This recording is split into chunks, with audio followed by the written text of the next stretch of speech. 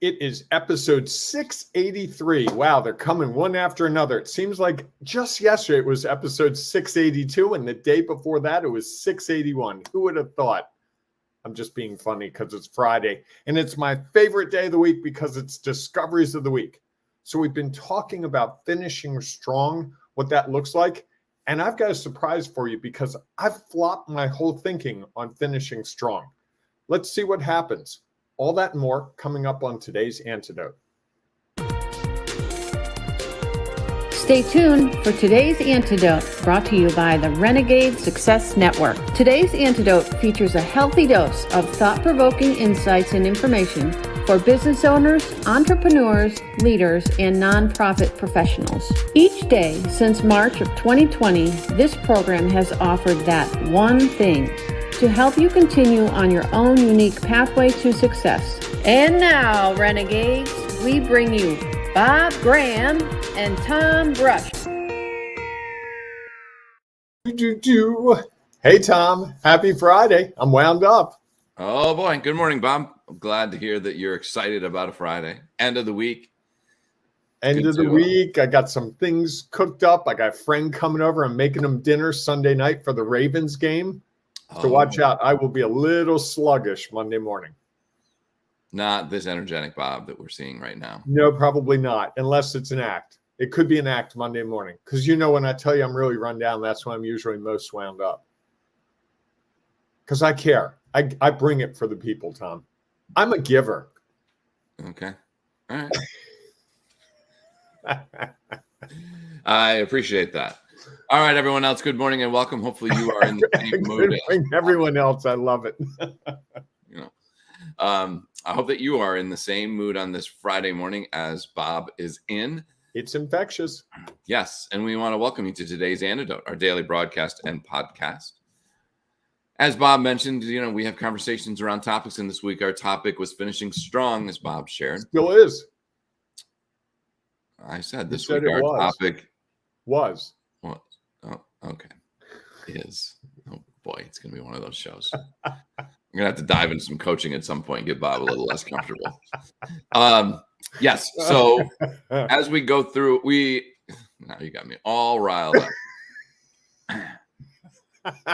So you might be listening to us on Facebook, Twitter, Instagram. What's the other one? YouTube. Or LinkedIn Live, baby. Yes. I don't think you're listening to us on any of those, although you might be. If you're watching us on any of that social media, we would encourage you to share your thoughts and ideas as we go through our discussion, because we know that'll add value to our show.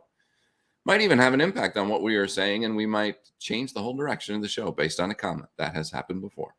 So we look forward to seeing your thoughts and ideas in the comments. And Stephen suggests we go to MySpace. Remember MySpace? I do. I don't know that the old dial-up world that we were in. Yes. Yes. So feel free to share your comments and thoughts. We welcome them as we go through the conversation. At the end of our conversation, Bob and I will each offer typically our one thing. But today, our conversation is going to be around what we discovered from this week about finishing strong. So we're going to really do our best to try to finish this week strong with some powerful discoveries of the week. And of course, if you have a discovery of the week you'd like to share, please feel free to put that in the comments as well, because we know that what you share might be what someone else is desperately looking for. Maybe it's today, or maybe it's somewhere down the road when they are stuck and trying to figure out how to take their own next step on their pathway to success. And before we dive into that, we always do a celebration. So, Bob, what are you celebrating today? Hey, I'm going to celebrate something national today. It is World Smile Day. Oh, that's so sweet, Tom. That's nice. And I celebrate that because I don't know if you know this, Tom, but when you're on the phone, there's research that says that someone can tell when you're smiling when you're on the phone with them, which fascinates me. So if you've ever taken sales training, they'll always tell you that you should be smiling when you're doing your sales training, because that conveys something to that person, a very subtle shift. And I've actually done it with people when I've done some sales training with them, and it really does make a difference. And so we have World Smile today, and, just smile at someone. wherever you go. If you go to the grocery store and that person's coming right at you in the aisle that's way too narrow because they put those little things with all the like spices that you're never going to buy, but they're trying to get rid of them, or the marshmallows because it's going to be a cool night and they want to get you thinking about fire pits. Hey, don't just like jockey around that person. Give them a little smile. Say, hey, what's up? It's also a movie that's out right now. I'm not sure it's a movie I'm going to watch. It's kind of one of those scary horror flicks. Do you get scared by those, Tom? I just don't enjoy them. I do get a little. I would say I do get a little scared, and I don't enjoy them. And just for you, Tom, I'm gonna give you another special day. It's World College Radio Day today. Really? Yes, I thought you'd like that. I listen to a lot of college radio stations. I listened to one from Towson University, and I also listened to one from Pennsylvania, University of Pennsylvania, and also one up at Fordham up in New York. And I know you used to be in college radio. I had my own radio show. Do you remember what kind of music I played? Jazz music, right? Yes. Yeah, see? I can't remember the name of it. It was A Brush with Jazz. A Brush with Jazz. Oh, I should remember that. That's good. Yes, indeed. Because I don't think a gram of jazz would have worked if I had done it. It might have. Although that's kind of a small amount that people might have felt like, so he's only going to play a little bit of it. My DJ name, I've got a DJ name, Mixmaster Bobby G. I just haven't used it anywhere. Did you create that? I did. Nice. Very nice. It's good to have it's good to have a DJ name in case. I guess we all need a DJ name somehow. Tommy B. I'm going to put a comment up here just because I wanted to share it, and it's and I'm going to provide Stephen with a thought as he looks at this. Okay. Somehow, something we said triggered something in him. That was my problem when I tried to start my own company. I could market some, I can get people contacting me, but I wasn't a closer. And I would just like to offer, Stephen, that you might want to think of it as being an opener. Oh. Rather than a closer. Oh. I think when we're closers, we try to just get it done and think about it being over. What if it's opening a new opportunity? So that's my little tidbit for the day, Stephen. And you can't sell someone on something. They have to buy it. Ultimately, they are in control and they have to buy it. Correct. Thank you. All right. And so my celebration, I think you're yes. I know you had several today and you're trying to pick amongst them. One of those days. So the other day, someone that I know on LinkedIn posted that they were looking for a web designer. They were frustrated with their own. They didn't, whatever. And so, and it's, it's on LinkedIn. And so you can just insert somebody's name. And so sure. I inserted the person's name, someone that we both know, Jessica Vallis for Hartford Designs. And she's done great work. Done great work. And I got a note from her last night on LinkedIn that said that she actually got the job and has already gotten great feedback from the person. Oh, that's great. About the work that she's been doing. So that made my morning. And you wouldn't have known Jessica were it not for our Ring of Renegades Facebook group, right? Never met her in person. I've had the privilege of having lunch with Jessica several times, coffee with her, and we've worked on some websites together.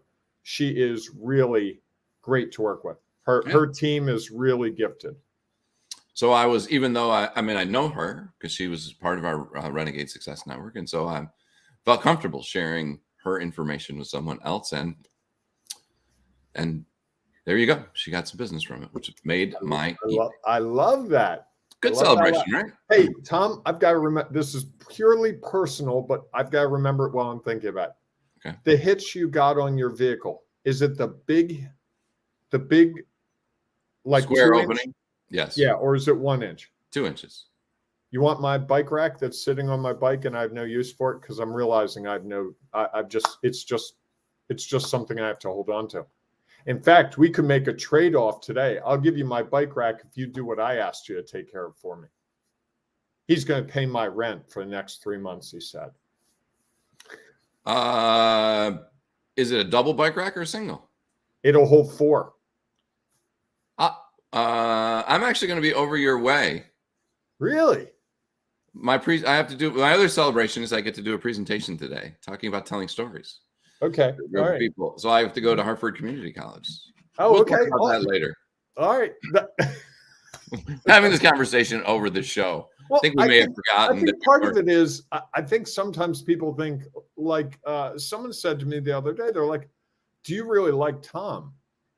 And I was really put off by that. Like, what do you mean? Like, well, you guys pick on each other and you have a lot of fun. I said, I enjoy every moment with Tom, always.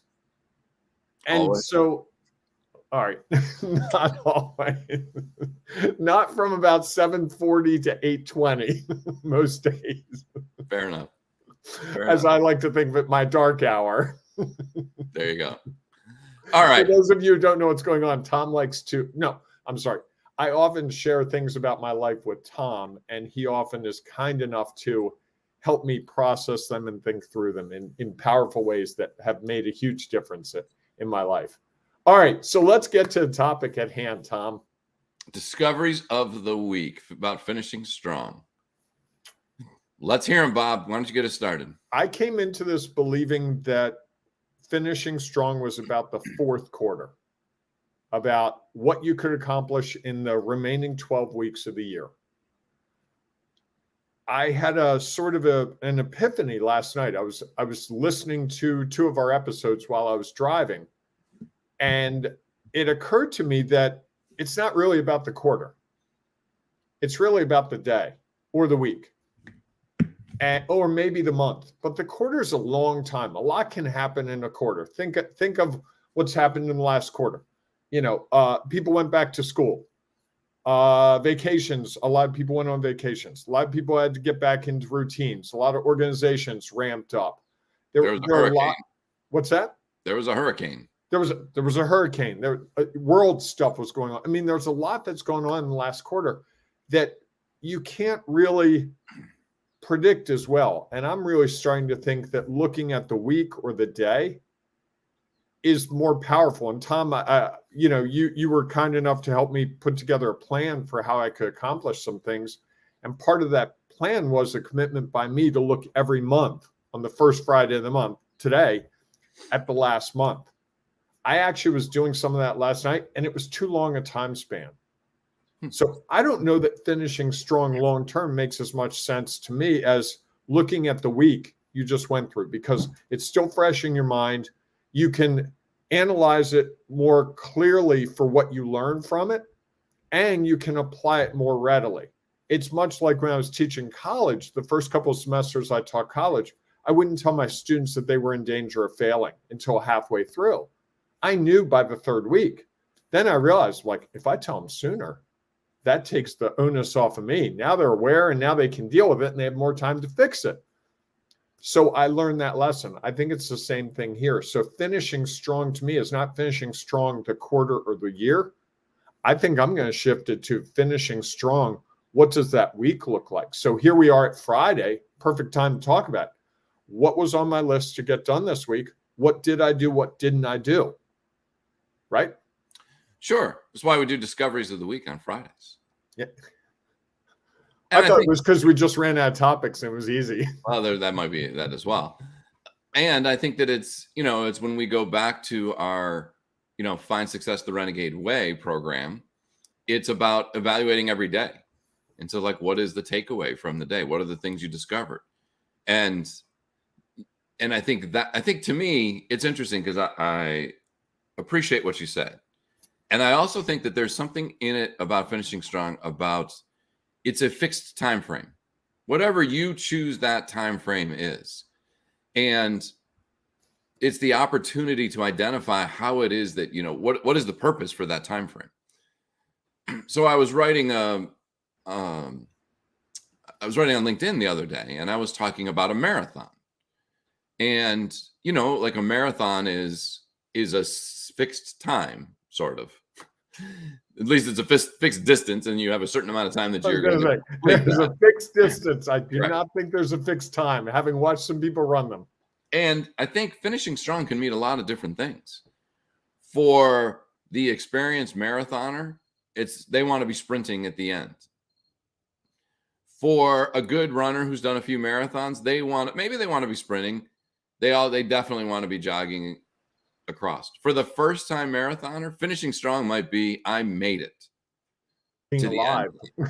Right. Even if somebody had to help me across the finish line, I completed it.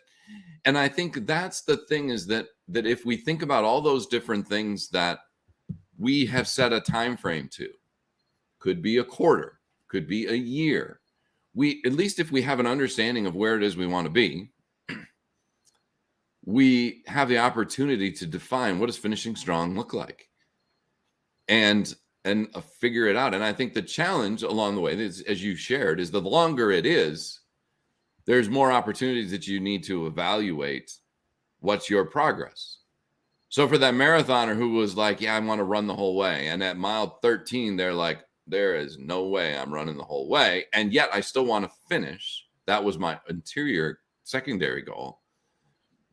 Okay, I'll walk a little bit and then I'll keep running. And so the longer the time frame is, there is the opportunity to do as you are doing monthly, is measuring your progress and seeing if you're still, especially on the longer timeline, are you still going to where you wanted to go? I would be curious, because we did that little exercise about a month ago, a little over a month ago. Mm-hmm. And having talked to you, I'm curious if the things that you thought were the priorities then are still the priorities now. Well, that's a really good question, because one of them I've done a lot on, and one I've done very little on, which doesn't mean right. But that's where I think looking at it more often might be more effective, because it just, I mean, this is the challenge we all face, right? But what I like about looking at something weekly is I can think back to this week. I had an unexpected lunch come up Wednesday that just was a great opportunity, and that kind of threw me off a little bit. I had something else that I did Tuesday work-wise that wasn't in my plan. So, and I think every week we have those things come up, but it's hard to remember from 3 months ago or 3 weeks ago what those little things were that came up. And so I found myself looking at the month and going, boy, I really didn't get these things done, until I realized, like, well, wait, let me write the list of things I did that weren't on the list. You know, like I went through a whole curriculum in a program over the last month. That wasn't even a thought. So I think it's really looking at the tasks you're accomplishing, but also how they align with what you're ultimately trying to do. Like, I think some of the things that came in were actually really valuable additions, but unfortunately, given a limited amount of time, some things had to go off the table.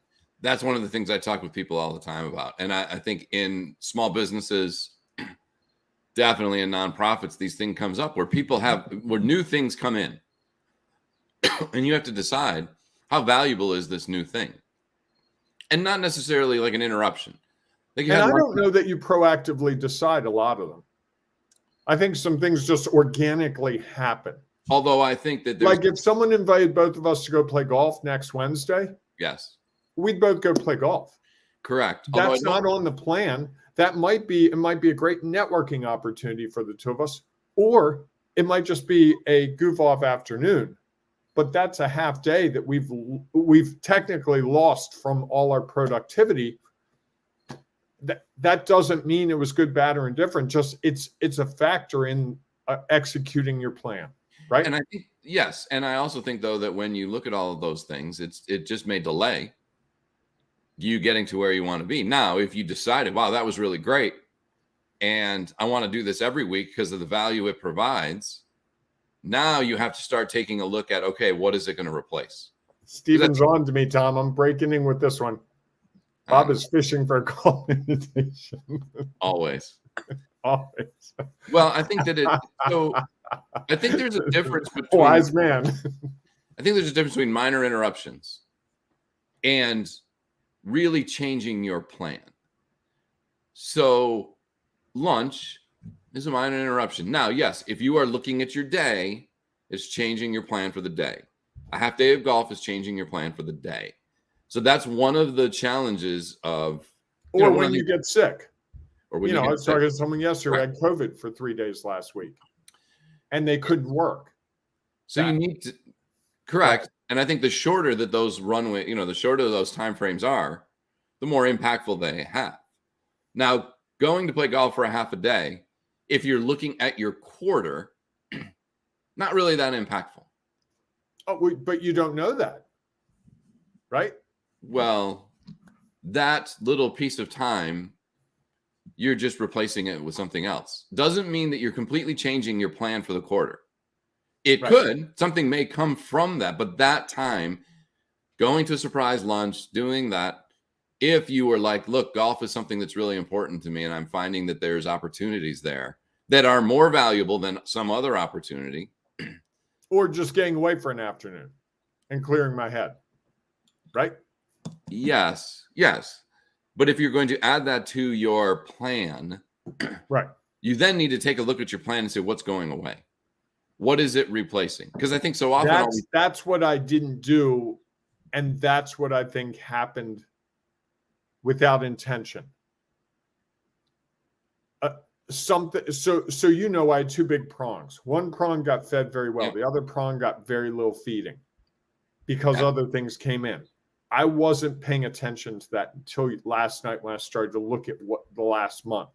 Sure. So I'm trying to think of a way that I can see that more clearly and make the assessment. It just happened. I didn't plan it that way. And so that's what worries me. It's like, how many things just happen versus me going, okay, if it's A and B and now there's C, B's going off the plate for the next month, and being conscious of that and intentional about that. Well, and I think what you identified is that there's the opportunity is if you are finding that there are all those little distractions that become bigger distractions, you may want to start evaluating it more often so that you have an understanding of how frequently this is taking you off the rail. Again, if you're looking at your quarter, if you looked at it and you said, yeah, there were some distractions, yet there's still an opportunity to achieve what I wanted to achieve. And those things that I set out a month and a half ago are still the key priorities. I think you're okay. You just may have to change and keep an eye on those things as you move through the next 2 months, 2.5 months, 3 months, right, to achieve what it is you wanted to achieve. And I think that that's the piece of it is that, and again, it's why if you look at it and you say, this was a really good idea, the one thing that you, at the time, it made a lot of sense. Now, maybe it still does, maybe it doesn't. And if it doesn't, saying, okay, it's okay. I made the best decision that I could. I realized in this time frame, I'm evaluating. I'm not judging that I wasted this time thinking about it. I'm just saying it's not as much a priority now as it was. And now I have a different priority that I'm going to move forward with. And I think that that's the opportunity that we have is to really evaluate and just say, we're making the best decision we can. And I think that's my sort of thing around finishing strong is that if you set out a point that you want to be with, you evaluate along the way and you do the best that you can to meet whatever it is that you were hoping to achieve, that is finishing strong to me. That makes sense. I like that. I like that a lot. Because it stops being a judgment. It's interesting. I did a poll on LinkedIn, and it's a part of that post. So if you want to see it, you can just go to my LinkedIn page.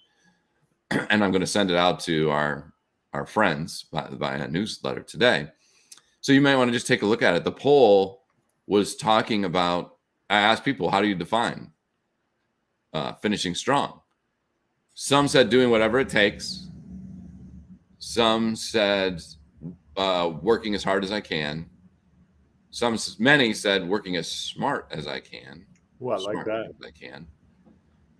Yet the question is, if you are working really hard or working really smart, yet not measuring your progress towards what it is, you might be going off in the other direction. You can work is it smartly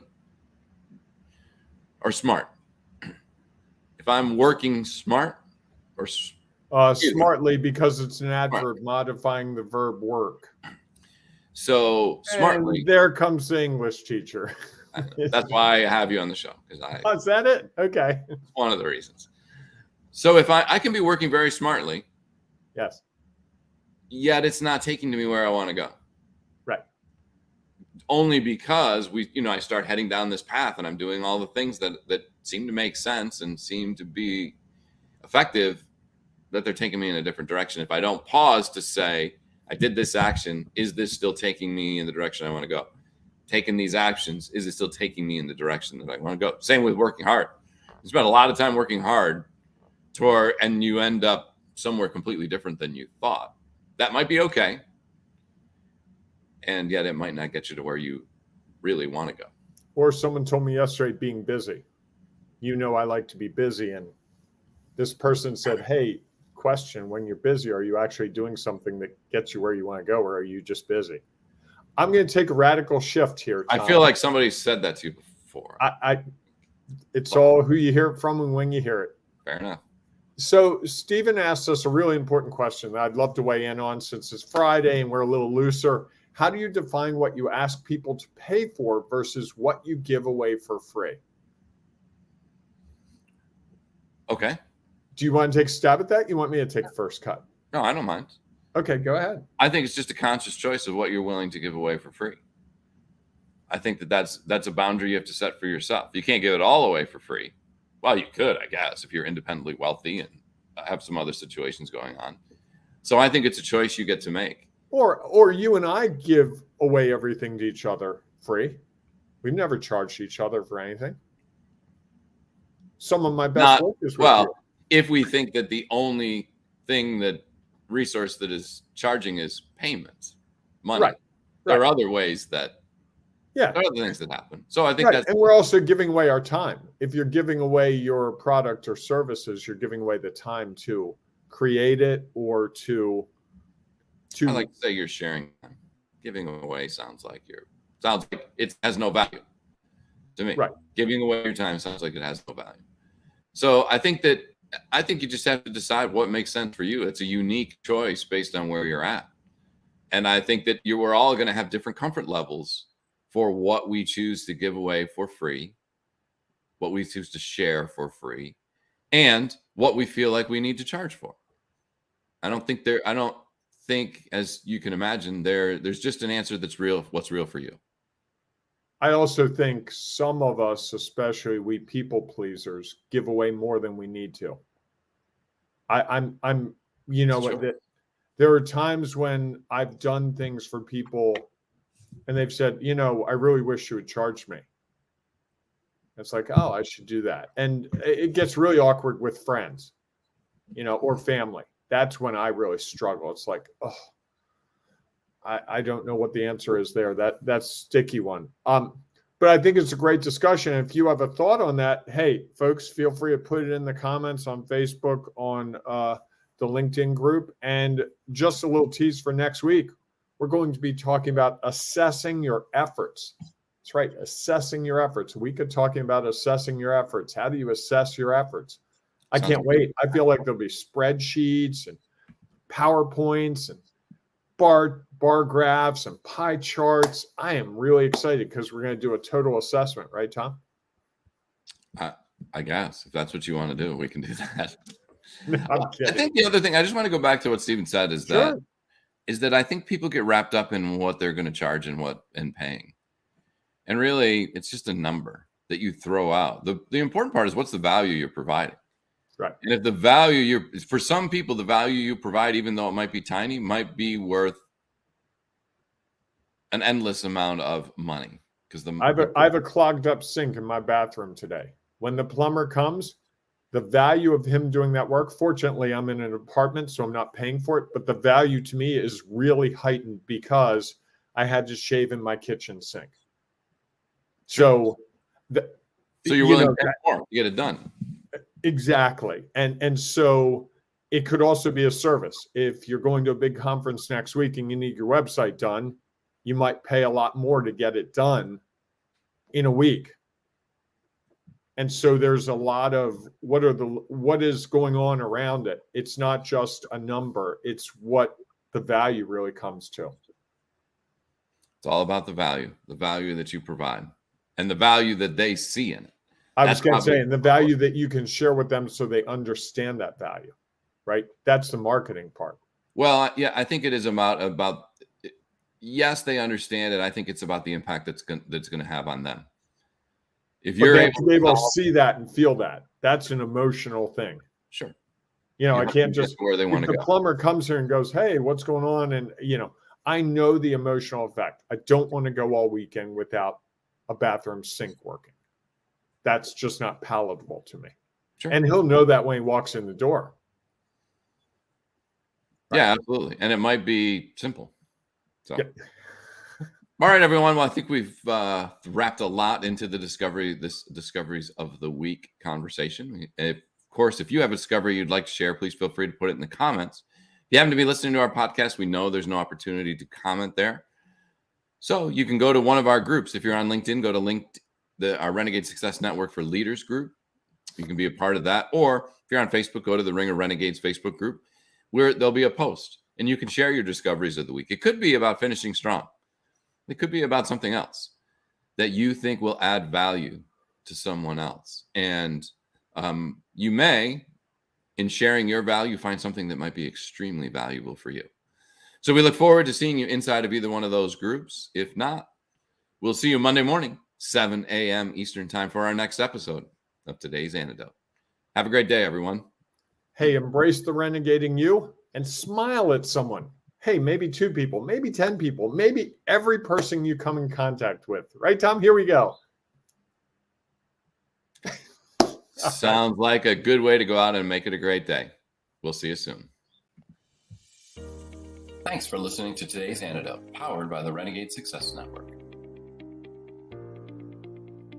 The Renegade Success Network helps you confidently create your own unique pathway to success. To learn more about the Renegade Success Network and how you can take your next step, follow us on Twitter, connect on LinkedIn, or join the Ring of Renegades Facebook group. For full details on how you can join our community, go to renegadesuccessnetwork.com. Embrace the renegade in you.